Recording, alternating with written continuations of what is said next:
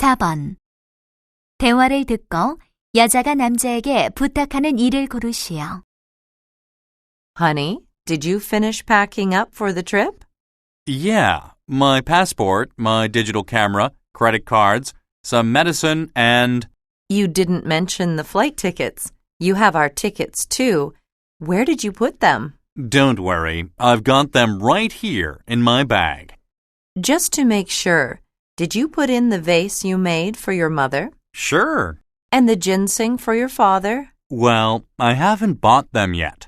They say we can buy some at the airport. I see.